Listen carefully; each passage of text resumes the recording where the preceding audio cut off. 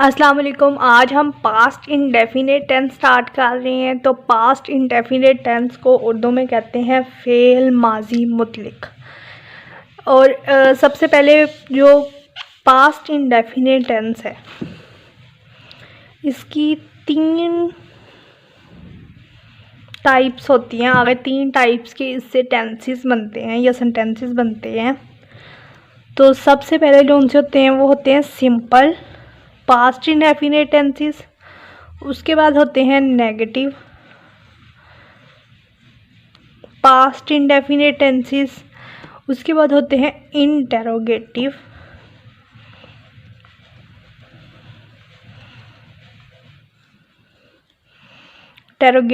Past indefinite tenses.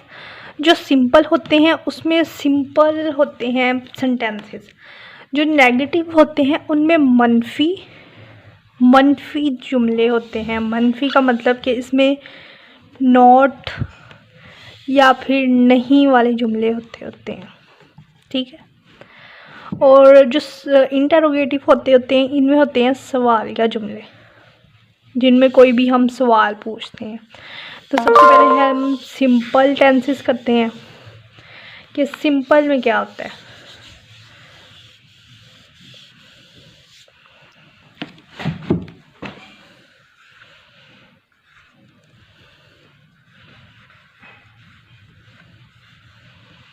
Simple कर लेते हैं पहले। सिंपल में क्या होता है। सिंपल में जो सबसे पहले इनका सेंटेंस स्ट्रक्चर है कि ये इनका सेंटेंस स्ट्रक्चर क्या है, इनमें सबसे पहले क्या आता है, सेकंड नंबर पे क्या आता है, वो देख लेते हैं।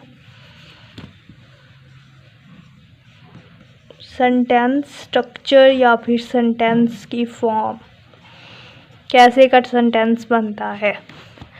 तो सेंटेंस स्ट्रक्चर इनका कुछ ऐसे है कि सबसे पहले आता है सब्जेक्ट।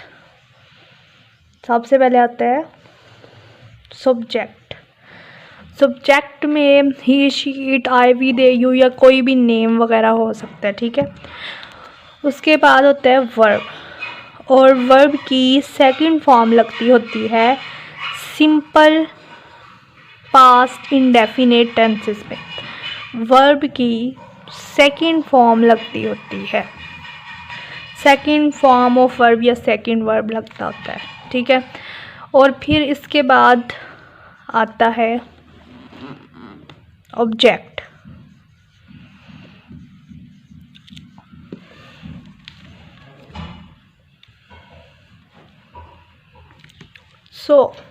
जो सबसे पहले आता है सब्जेक्ट। तो सब्जेक्ट में मेरे को बता दें he she it I we they you में से कोई भी आ सकता है। वर्ब की सेकंड फॉर्म लगती है। वर्ब होता है काम, कोई भी काम। और ऑब्जेक्ट होता है जिस पे काम हो रहा हो, जिस पे काम होता है या काम हो रहा हो उसे कहते होते हैं ऑब्जेक्ट, ठीक है। अब तो इसके मुताबिक हम एक सेंटेंस बना लेते हैं। सबसे पहले हम कोई भी सब्जेक्ट ले लेते हैं, जैसे कि हम ले लेते हैं ही ले लेते हैं। वर्ब, कोई भी वर्ब ले लेते हैं, जैसे कि सेकंड फॉर्म लगनी है। तो मैं ये सेंटेंस लिखना चाह रही हूँ कि वी बॉट दिस कार। तो बाय की जो सेकंड फॉर्म होती है वो होती है बॉट। ऑब्जेक्ट जिस पे हमने कार बाय की, जिस पे काम हो रहा है वो है car. We bought this car. थोड़ा इधर करके लिख देते हैं, वी बॉट दिस कार, ठीक है। अब जो सब्जेक्ट है वो है ही, वर्ब है बॉट, और जो ऑब्जेक्ट है वो है दिस कार।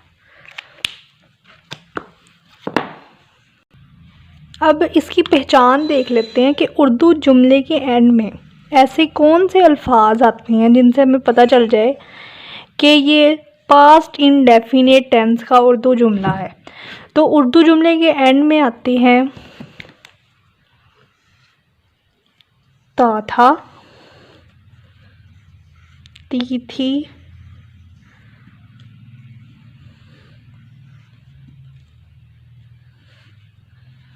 ते थे।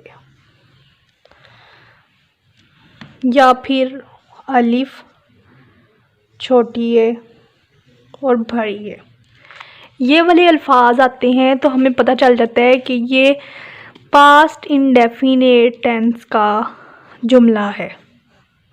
जैसे कि एक कोई भी जुमला बना के देख लेते हैं, जैसे कि वो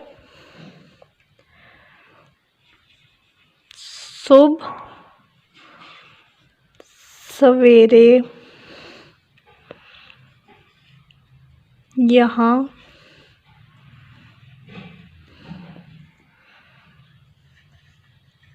पहुंचा, ये एक जुमला है और इसके एंड में आ रहा है अलिफ। इससे हमें पता चल जाएगा कि ये पास्ट इंडेफिनिट टेंस का उर्दू जुमला है। ठीक है, अब इसे इंग्लिश में ट्रांसलेट करते हैं अकॉर्डिंग टू द जो हमने यहाँ पे ऊपर सेंटेंस स्ट्रक्चर बनाया था। इस फॉर्म के अकॉर्डिंग हम इसका सेंटेंस बनाते हैं। पहले हम सब्जेक्ट लिखेंगे, वो यहाँ पहुँचता, जो ही है सब्जेक्ट हमारा, ही। फिर वर्ब लिखेंगे, वी रीच, वो सुबह सवेरे यहाँ पहुँचता है, वी रीच। रीच की जो सेकंड फॉर्म है वो है रीच्ड, ही रीच्ड, वो सुबह सवेरे यहाँ पहुँचता है, he reached here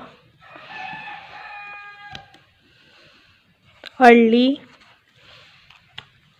he reached here early in the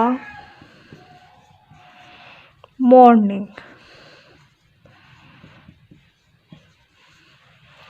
early in the morning, he reached here early in the morning. He जोन सा है वो हमारा हो गया सब्जेक्ट।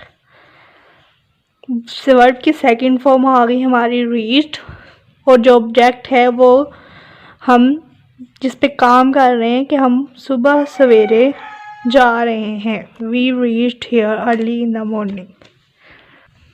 अब जो इसकी नेगेटिव सेंटेंस का स्ट्रक्चर है वो देख लेते हैं।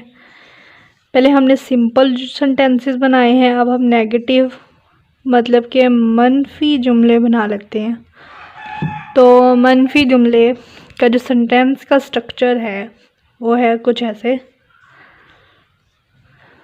पहले है सब्जेक्ट, जैसे हमने वहाँ पे किया था, पहले है सब्जेक्ट, फिर उसके बाद है helping verb, helping verb plus note, क्योंकि मनफी जुमले हैं, प्लस वर्ब और वर्ब के बाद प्लस करेंगे हम ऑब्जेक्ट को। ठीक है, ये हमारी ऊपर वाली लाइन हो गई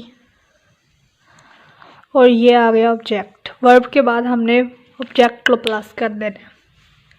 अब इसमें कोई भी जुमला बना लेते हैं इसका, जैसे कि मैंने 3 बजे तक इसका इंतज़ार किया, मैं ने 3 बजे तक इसका इंतज़ार किया। ये एक सेंटेंस हमने बना लिया। अब इसको ट्रांसलेट करते हैं इंग्लिश में। तो इसकी जो ट्रांसलेशन बनेगी वो होगी, पहले मैं मतलब कि आई,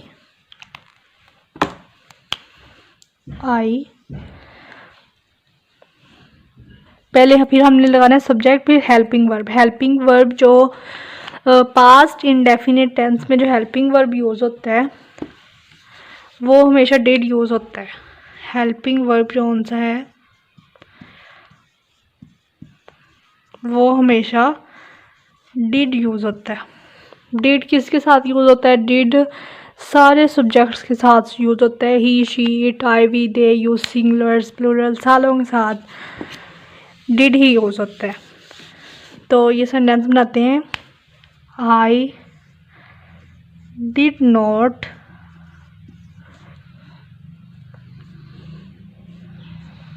वेट।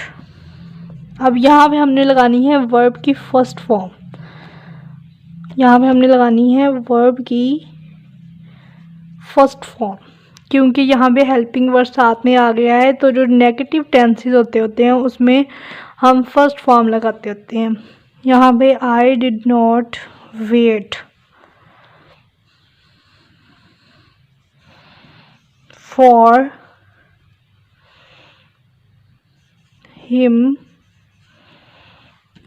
हिम टिल 3 बजे तक, 3 o'clock। ये हमारा एक सेंटेंस बन गया नेगेटिव का। अब इसके बाद हम लोग हेल्पिंग वर्ब का पता चल गया कि हेल्पिंग वर्ब डिड यूज़ होना है, वर्ब की फर्स्ट फॉर्म यूज़ होनी है नेगेटिव में, और जो इंटेरोगेटिव होता है, जो सवालिया जुमले होते हैं, उनमें भी वर्ब की फर्स्ट फॉर्म ही यूज़ होनी है। इंटेरोगेटिव जो उनसे होते हैं,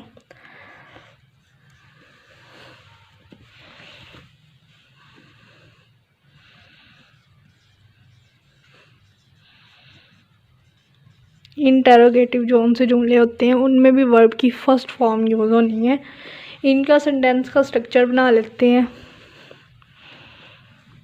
पहले आएगा सब्जेक्ट,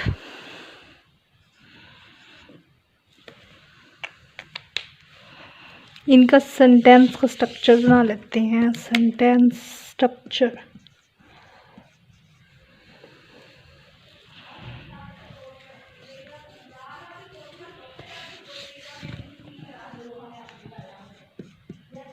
सेंटेंस स्ट्रक्चर, सेंटेंस इसके मुताबिक कोई भी एक ये एक सेंटेंस स्ट्रक्चर है इसका। सबसे पहले सेंटेंस स्ट्रक्चर में जो इंटेरोगेटिव होते हैं, जो सवालिया जुमले होते हैं, उनमें आता है helping verb. Helping verb did जो हमारे पास है, सबसे पहले डिड आता होता है, बाद में आता होता है सब्जेक्ट, फिर आता है वर्ब की फर्स्ट फॉर्म, फिर आ जाता है ऑब्जेक्ट। जब तक हेल्पिंग वर्ब शुरू में नहीं आएगा तब तक वो सवालिया जुमला नहीं बनेगा। जैसे कि हम एक बना लेते हैं, did he make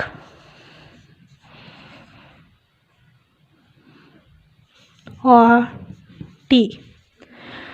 did helping verb, subject he, verb की फर्स्ट फॉर्म मेक, वर्ब काम, object T. Did he make a T.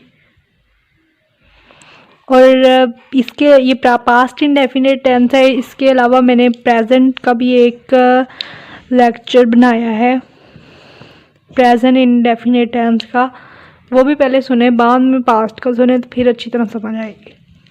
अगर वीडियो अच्छी लगे तो लाइक करें, सब्सक्राइब करें।